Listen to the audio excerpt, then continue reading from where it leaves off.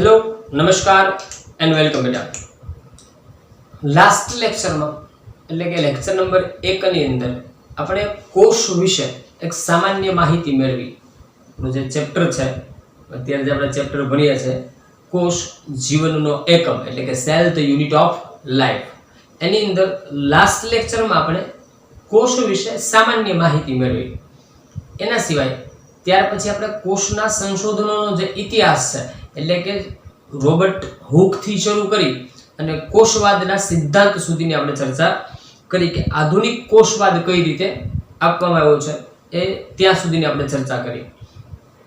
Textbook પ્રમાણે જો વાત કરું તો તમારી ટેક્સ્ટબુકમાં હવે પછીનો જે મુદ્દો છે એનું નામ છે કોષનું વિહંગાવલોકન। ત્યાં આગળ જે આપણે નામ આપ્યું છે ટેક્સ્ટબુકમાં જે મુદ્દો છે એનું શું નામ આપ્યું છે? કોષનું વિહંગાવલોકન।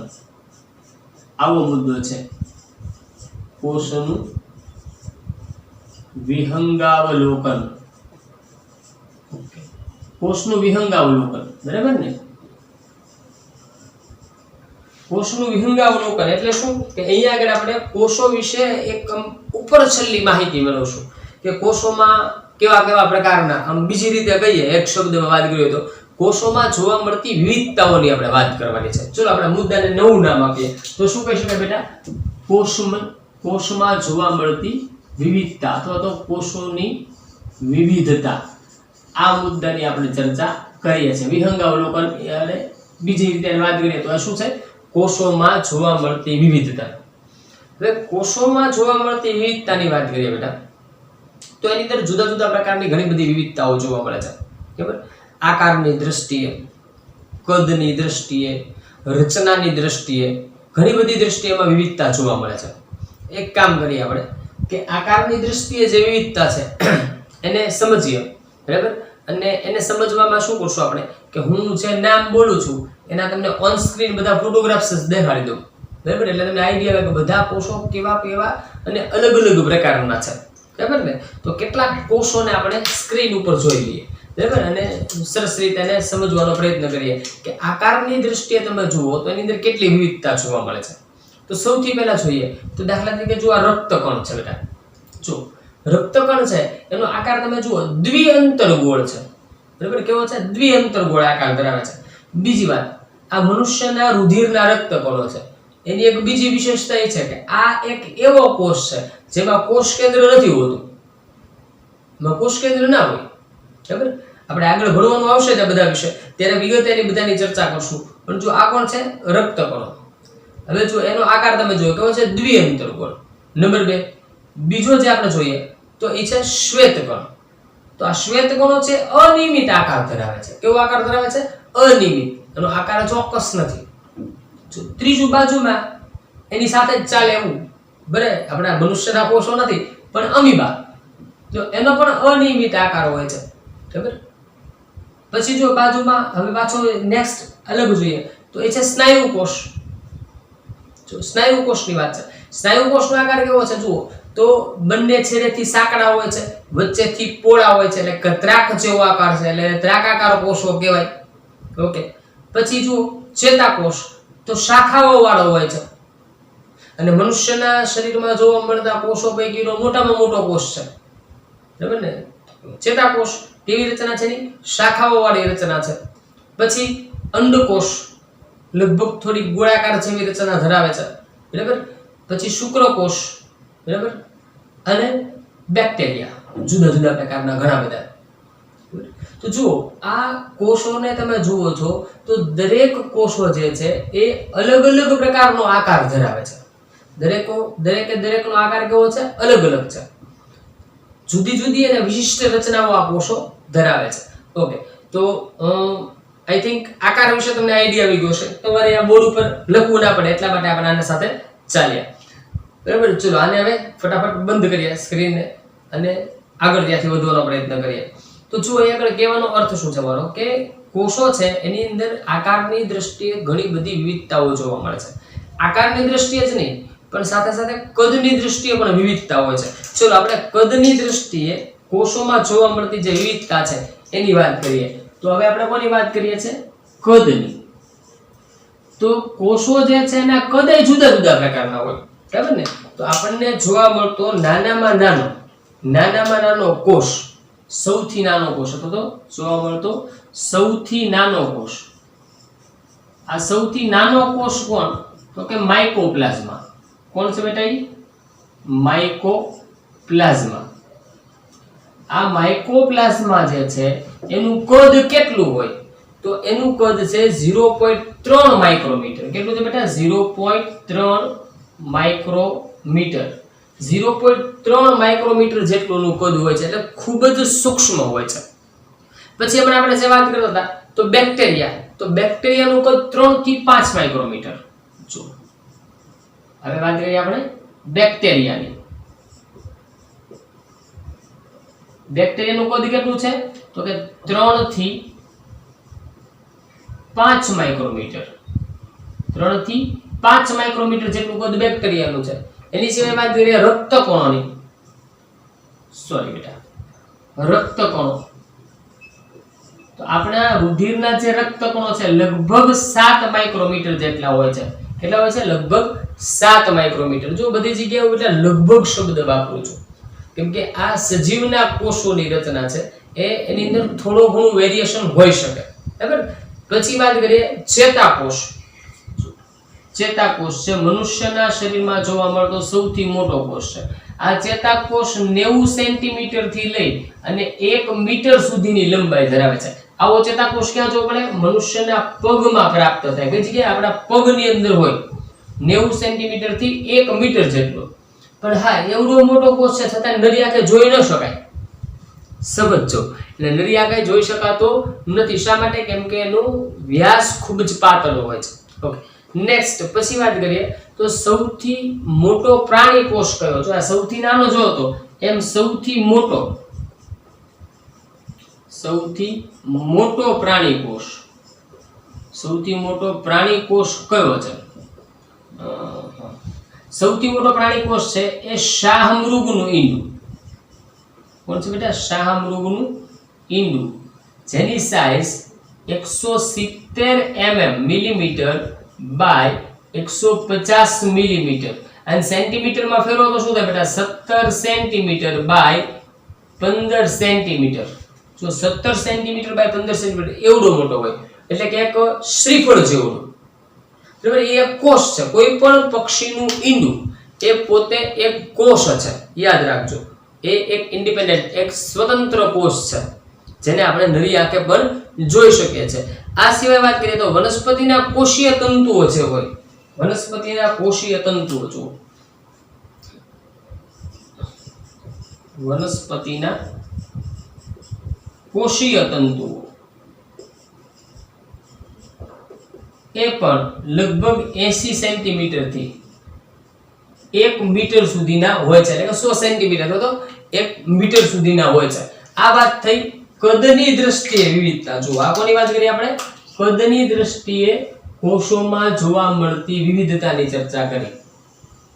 હવે જે આપણે વાત કરવી છે એ છે થોડી આગળ જઈએ તો આપણે કોષ કેન્દ્રના આધારે સજીવોમાં કેવી વિવિધતા જોવા મળે છે જોઈએ. શેના આધારે વિવિધતા જોવી છે આપણે? કોષ કેન્દ્રના આધારે. ચલો જો કોષ કેન્દ્રના આધારે સજીવોમાં જોવા મળતી વિવિધતા. ચલો એને સમજવાનો પ્રયત્ન કરીએ પહેલા, અને પછી એના અંગેના સરસ મજાના મુદ્દાઓને તારવીએ. ઓકે, તો સૌથી પહેલા આપણે કોષ કેન્દ્રના આધારે વિવિધતાની વાત કરવી છે. તો સમજીએ આપણે ઉદાહરણ દ્વારા. માનો બેટા એક કોષ છે. સોરી, થોડી મોટી આકૃતિ બનાવું એટલે વ્યવસ્થિત એને સમજી શકાય. માનો બેટા આ એક કોષ છે, આ એક બીજો કોષ છે, આ એક બીજો કોષ છે. બરાબર?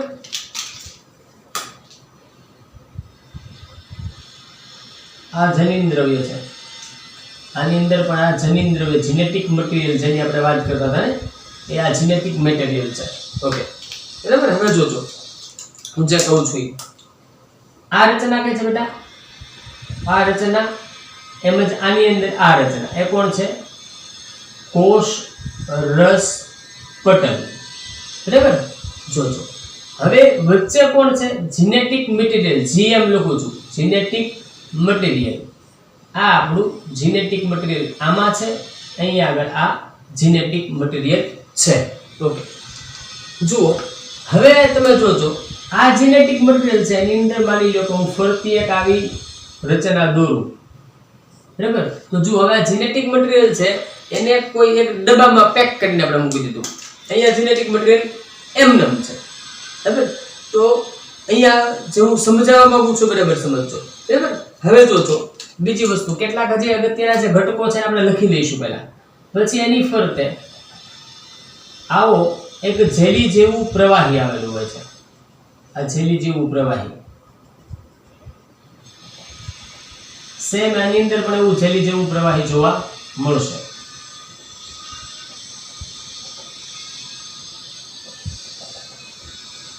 આ જેલી જેવું પ્રવાહી, આ જેલી જેવું જે પ્રવાહી છે એને આપણે કોષરસ કહીએ. શું કે બેટા?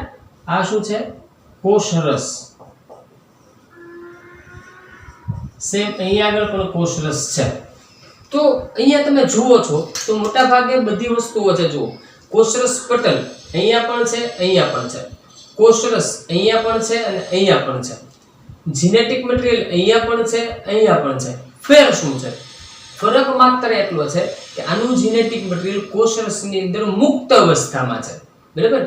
જ્યારે આનું જીનેટિક મટીરીયલ છે એ કોઈક એક ચોક્કસ રચનાની અંદર છે, બરાબર? તો એ પટલથી ઘેરાયેલી, પડદા વડે ઘેરાયેલી રચના છે. તો જે જીનેટિક મટીરીયલ આવું મુક્ત અવસ્થામાં કોષમાં રહેલું હોય, બરાબર, આવા કોષોને જૂના કોષો તરીકે ઓળખવામાં આવે છે. એવું માનવામાં આવે છે કે જ્યારે સજીવ સૃષ્ટિની શરૂઆત થઈ ત્યારે સૌપ્રથમ આવા પ્રકારના સાદા કોષો બન્યા છે અને આ જે છે એ સુવિકસિત કોષ કેન્દ્ર કરવામાં આવે છે. એટલે જે જૂના રચનાવાળા જે કોષ કેન્દ્ર જેમાં છે એને આદિકોષ કેન્દ્રીય સજીવો કહેવાય અથવા તો પ્રોકેરિયોટિક, બરાબર? પ્રોકેરિયોટિક સેલ છે અને આપણે કયા આદિકોષ કેન્દ્રી. આ કોષ કેવા પ્રકારનો છે? આદિકોષ કેન્દ્રી કોષ છે, બરાબર? જ્યારે આ કોણ છે બેટા? સુકોષ કેન્દ્રી છે. આ કેવા છે? સુકોષ કેન્દ્રી કોષ છે. ક્લિયર થાય છે? તો જુઓ ફેર શું છે બેની અંદર. આની અંદર સામાન્ય રીતે આપણે એવું સમજતા હતા કે પટલયુક્ત કોષ કેન્દ્ર જેમાં આવેલું હોય, પટલયુક્ત કોષ કેન્દ્ર જો પટલ વાળું છે. હવે આપણે જેનેટિક મટીરીયલ મતલબ કોષ કેન્દ્ર શબ્દ વાપરીએ તો પટલયુક્ત કોષ કેન્દ્ર જેમાં આવેલું છે એને સુકોષ કેન્દ્રી કોષ કહેવાય. જ્યારે પટલ વિહીન કોષ કેન્દ્ર આવેલું હોય તો એને આપણે શું કહીએ? આદિકોષ કેન્દ્રી કોષ. તમને ખબર હોય તો પહેલા લેક્ચરમાં મેં આના વિશે થોડી ઘણી તમને માહિતી આપી હતી કે ખરેખર કોષ કેન્દ્ર છે એ કઈ છે જ નહીં. શું છે? જીનેટિક મટીરીયલ છે. તો જીનેટિક મટીરીયલ છૂટું છવાયું પડ્યું છે તો આદિકોષ કેન્દ્રી કોષ. અને જો એક પટલની વચ્ચે એક સેફની અંદર એક તિજોરી અંદર મૂકેલું છે તો એને આપણે શું કહીએ? સુકોષ કેન્દ્રી કોષ. આટલું ક્લિયર? ઓકે, તો બે પ્રકાર છે બેટા, એક આદિકોષ કેન્દ્રી અને એક સુકોષ કેન્દ્રી. એટલે સુકોષ કેન્દ્રી કોષ છે ને એમાં થોડુંક આપણે વિગતે ભણીએ. ચલો આ સુકોષ કેન્દ્રીને હું ભૂસી નાખું છું, બરાબર? બાજુમાં હજી એક હું કોષ બનાવું એની બાજુમાં જ. ચલો આવો જ એક કોષ વિચારજો, જોજો બરાબર હું જે કહેવા માંગુ છું એને સમજજો.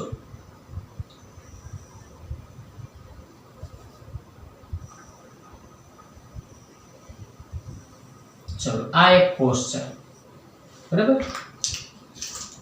આ કોષ રસ.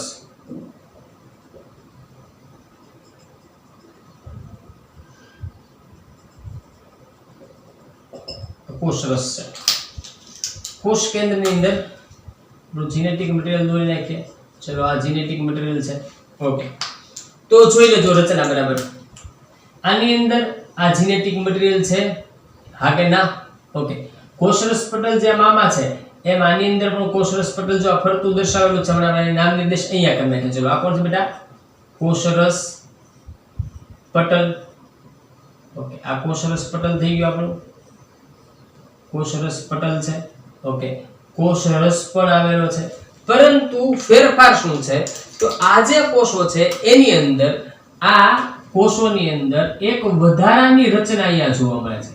એક વધારાની રચના જોવા મળે છે. આવી એક વધારાની રચના છે. જો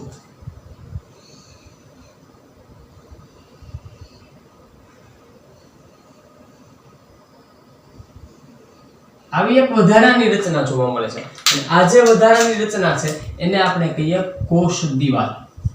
અને શું કહીએ? કોષ દિવાલ. તો જો સુકોષ કેન્દ્રીય કોષો છે એમાં પાછા બે પ્રકાર પડ્યા, એક આ અને એક આ. તો ઉપરનો જે છે એ પ્રાણી કોષ, નીચેનો જે છે વનસ્પતિ કોષ. ફરક શું છે એમાં? વનસ્પતિ કોષમાં કોષ દિવાલ હોય જ્યારે પ્રાણી કોષમાં કોષ દિવાલ હોતી નથી. કોષવાદના સિદ્ધાંતને આપણે જ્યારે સમજતા હતા એ કોષોના જે આપણે સંશોધનો ભણ્યા એમાં મેં તમને એક વાત કરી હતી, યાદ હોય તો, કે આપણે ત્યારે પણ એવું કીધું હતું કે 1839માં સ્લીડન અને સ્વોન નામના જે વૈજ્ઞાનિકો છે, સ્વોન નામના વૈજ્ઞાનિકે આપણને વાત કરી હતી કે કોષરસ પટલ તો હોય છે પણ વનસ્પતિ કોષમાં વધારાનું એક આવરણ હોય છે. તો એ માત્ર શેમાં જોવા મળે? વનસ્પતિ કોષમાં જોવા મળે. તો વનસ્પતિ કોષનું એક આગવી લાક્ષણિકતા છે, બરાબર?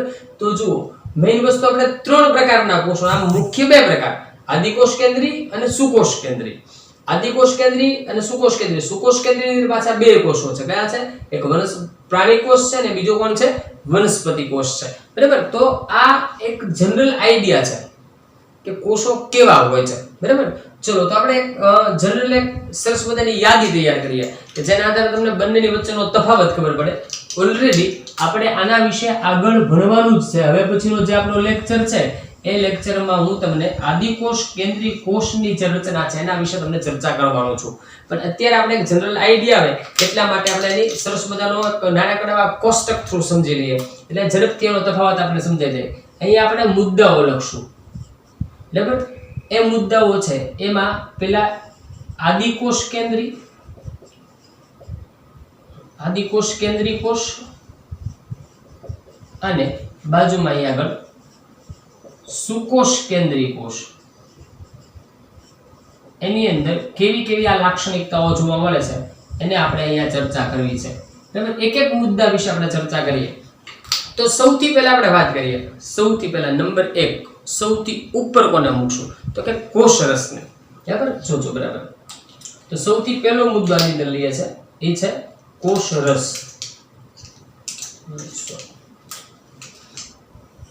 ચલો, તો જુઓ તમે બેટા, કોષરસ જે છે એ આદિકોષ કેન્દ્રી કોષમાં જોવા મળે છે અને સુકોષ કેન્દ્રી કોષમાં જોવા મળે. એટલે અહીંયા કહીએ કે ભાઈ અહીંયા હાજર છે અને સુકોષ કેન્દ્રી કોષમાં પણ હાજર છે.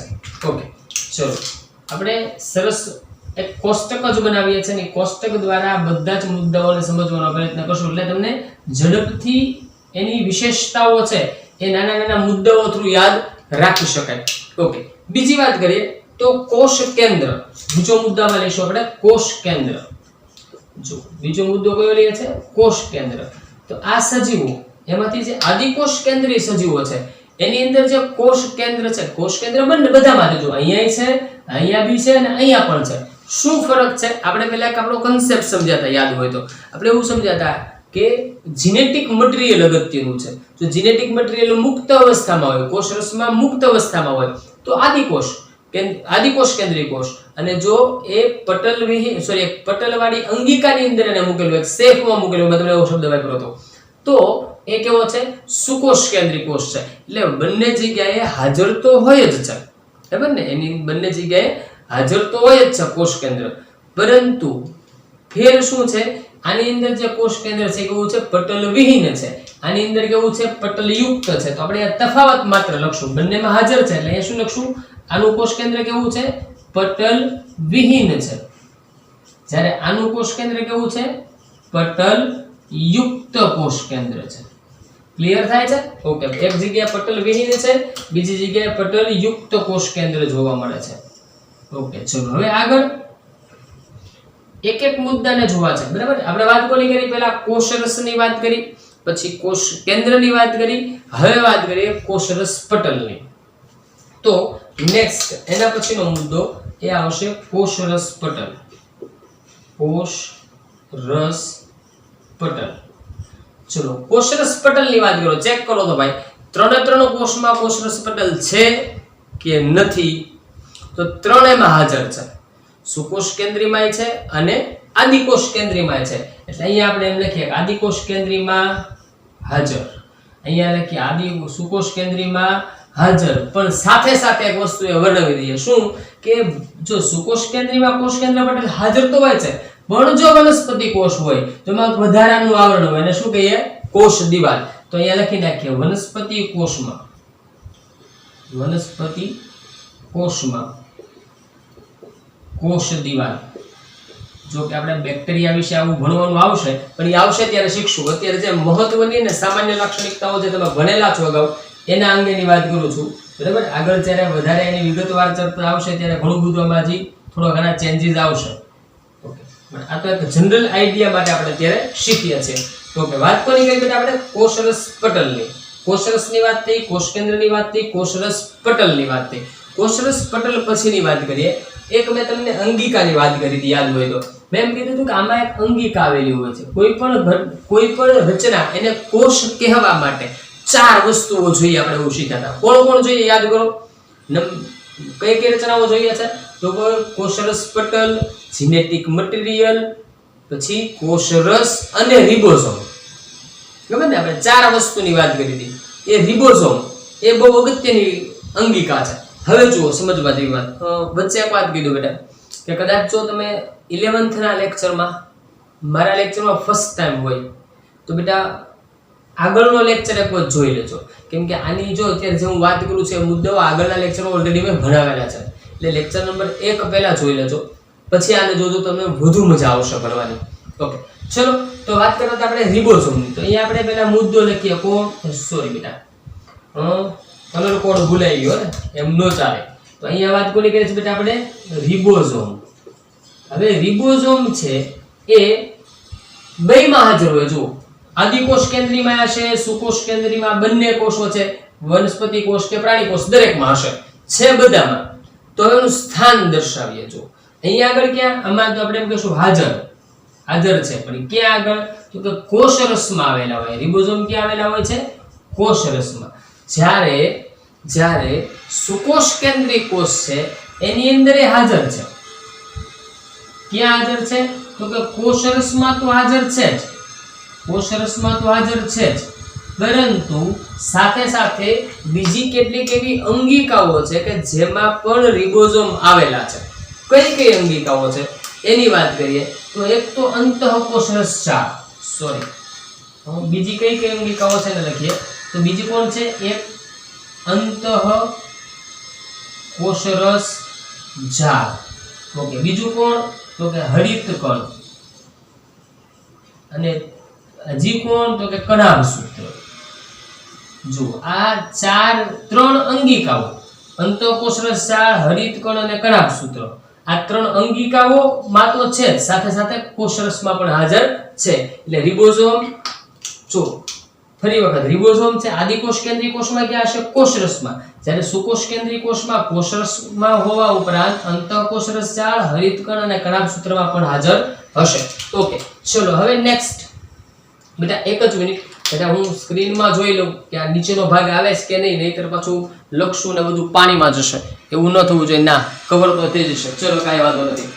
તો બસ એક મુદ્દો છે હજી આપણે આ તફાવતની અંદર, એને જોઈ લઈએ. તો સરખામણી કહેવાય, તફાવત તો નહીં કહી શકાય આને, બરાબર. ચલો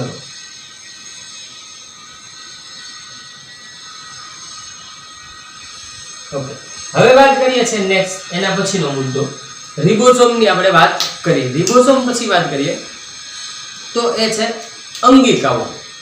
કેવી અંગિકાઓની અત્યારે આપણે વાત કરશું? પટલમય અંગિકાઓ. જુઓ, રિબોસોમ છે ને, આપણે જે વાત કરતા હતા રિબોસોમ એ એક અંગિકા જ છે બેટા, પણ એ પટલ વિહીન અંગિકાઓ છે. આપણે અંગિકાઓ વિશે પુષ્કળ વાતો કરવાની છે.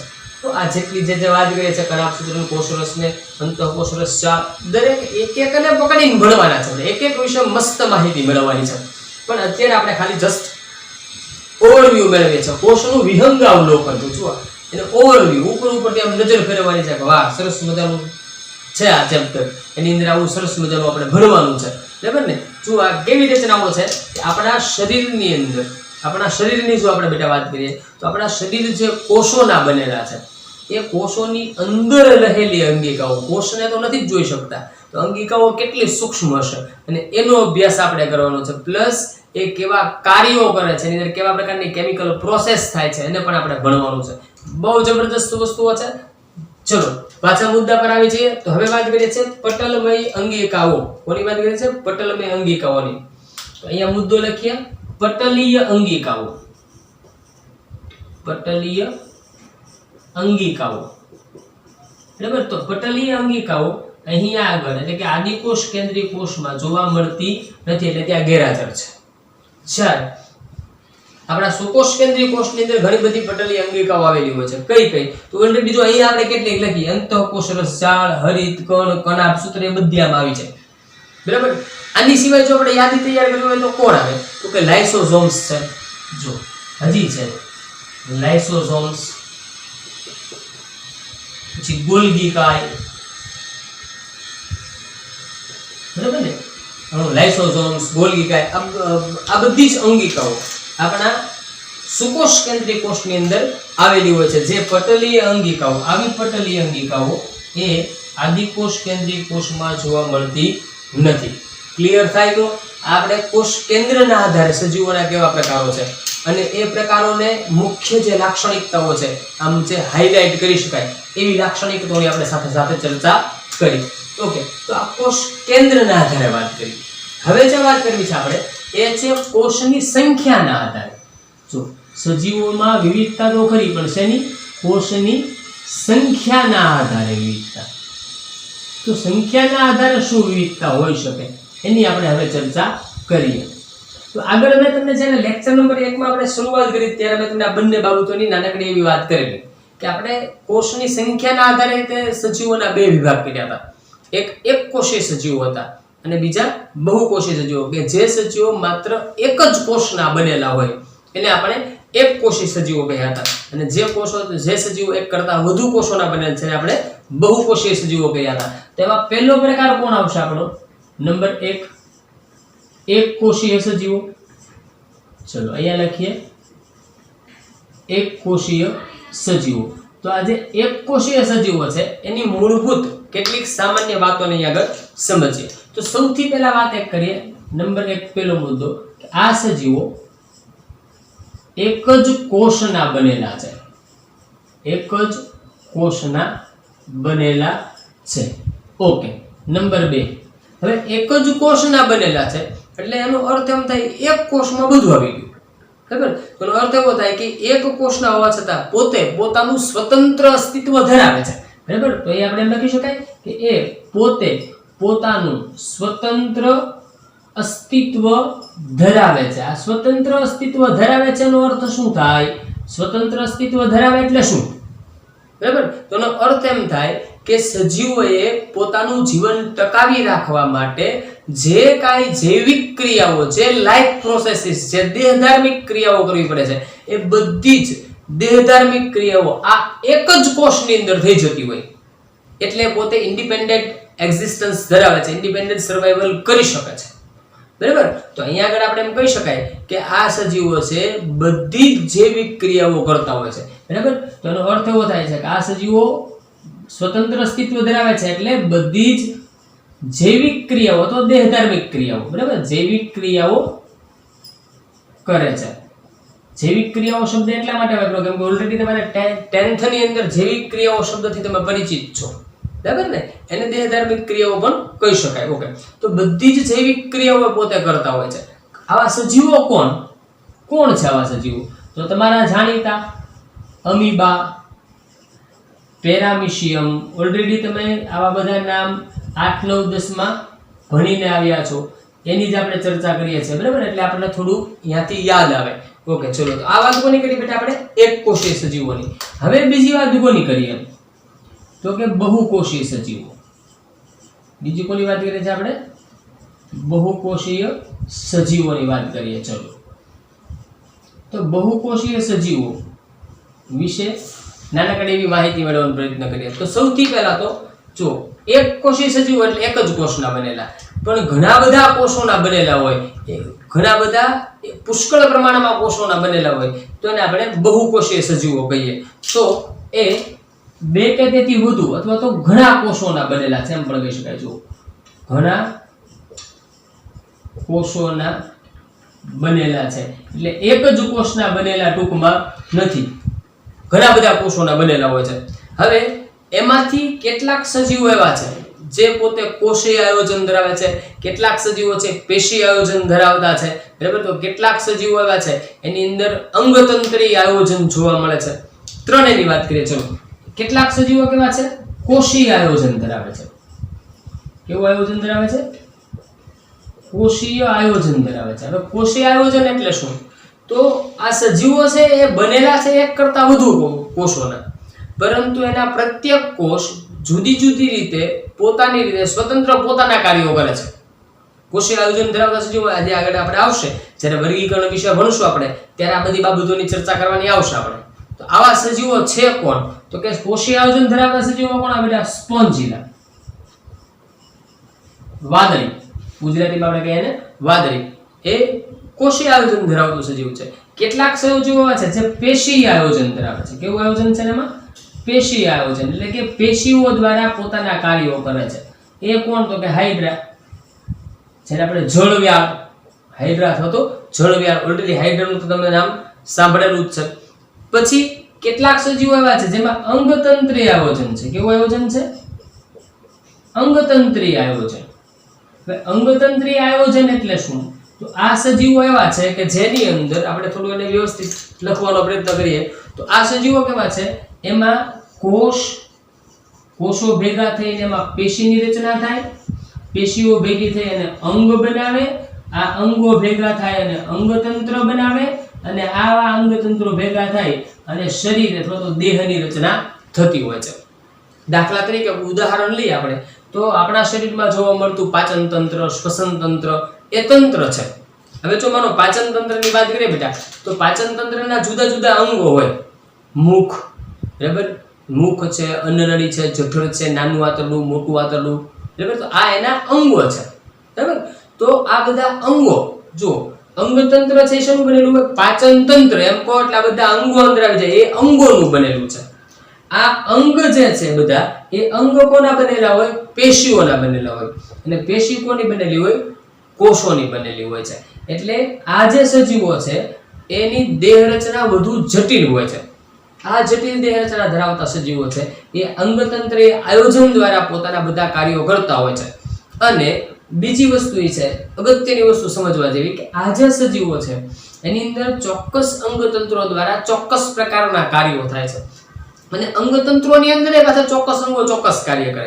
દાખલા તરીકે ઉદાહરણ લઈએ તો પાચન તંત્ર છે આપણું, એ પાચન તંત્ર શું કામ કરે? તો ખોરાકને ગ્રહણ કરવાથી લઈ અને ખોરાકનું સરળ સ્વરૂપમાં રૂપાંતર થાય, એટલે કે એ અણુઓના ફોર્મેટમાં, અણુઓના ફોર્મમાં રૂપાંતરિત થઈ જાય ત્યાં સુધી એનું તોડવાનું કામ, ખોરાકના પાચનનું કામ થાય છે. ક્યાંથી લઈ?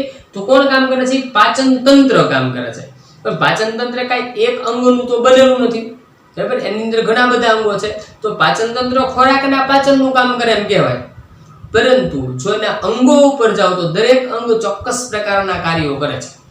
મુખ છે એનું કાર્ય કંઈક જુદું છે, લાળ ગ્રંથિનું કાર્ય કંઈક જુદું છે, અંદર મુખની અંદર રહેલા દાંત અને જીભનું કામ કંઈક જુદું છે, અન્નનળી કંઈક જુદા પ્રકારનું કામ કરે છે, જઠર કંઈક જુદા પ્રકારનું કામ કરે છે, આપણું આંતરડું કંઈક જુદા પ્રકારનું કામ કરે છે. તો દરેક અંગ છે જુદા જુદા કાર્યો કરતા હોય છે, બરાબર. ચોક્કસ કાર્યો કરે છે, બરાબર. હા, જઠર જે કામ કરે છે જઠરને જ કરવાનું. જઠર ખોરાકને વલોવાનું કામ કરશે તો પછી એ જ કરશે, બરાબર.